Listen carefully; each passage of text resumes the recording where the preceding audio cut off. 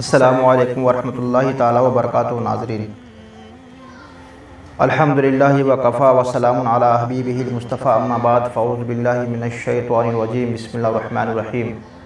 मोहतरम व मुअज़्ज़ज़ सामईन व नाज़रीन, जिन चीज़ों से रोज़ा टूट जाया करता है उसके ताल्लुक़ से ये दूसरी वीडियो है।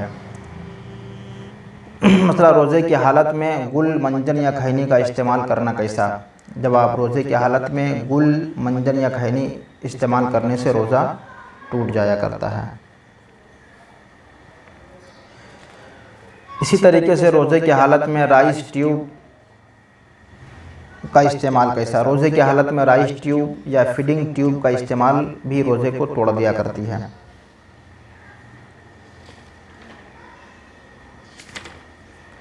रोज़े की हालत में ग्लूकोज या इंसुलिन लेना जायज़ या नाजायज़, और लेने की सूरत में रोज़ा फासिद होगा या नहीं।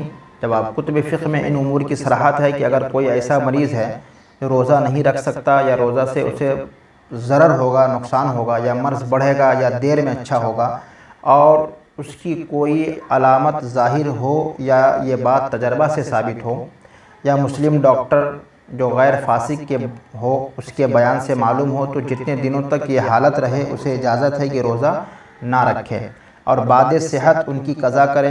इस सूरत में कफ़ारा लाजिम नहीं होता, क्योंकि परवरदिगार आलम का इरशाद है, फ़मन शहिदा मिनकुमुश शहरा फलयसुमहु वमन काना मरीज़न औ अला सफ़रिन फ़इद्दतुम मिन अय्यामिन उख़रा युरीदुल्लाहु बिकुमुल युस्रा वला युरीदु बिकुमुल उसरा। रोज़े की हालत में एनीमा कराना। रोज़े की हालत में एनीमा कराने से रोज़ा टूट जाया करता है और क़ज़ा भी लाजिम होगी।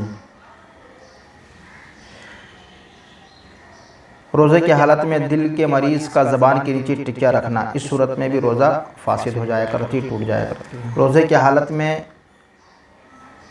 मैदा या जिगर का चेकअप कराना। रोज़े की हालत में मैदा, जिगर या आंत का चेकअप कराना ये कैसा है।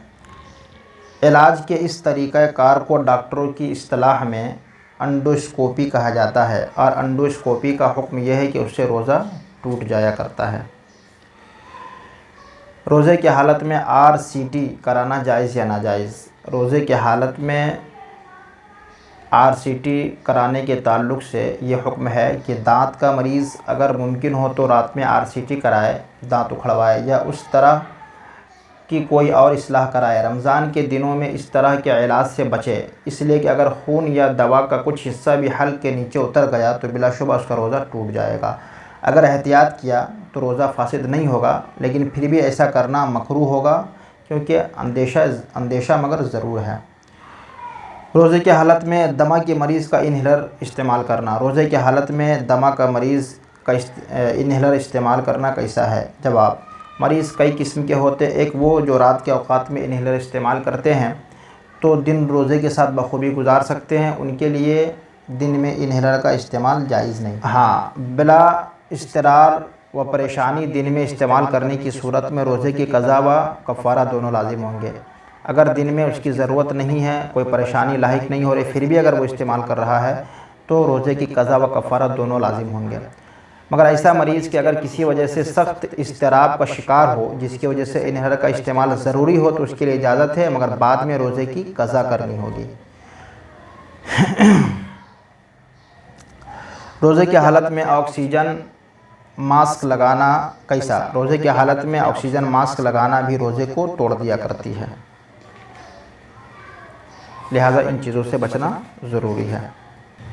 मुंह में रंगीन डोरा रखा, जिसकी वजह से थूक रंगीन हो गया, फिर थूक निकल लिया, रोज़ा जाता रहा।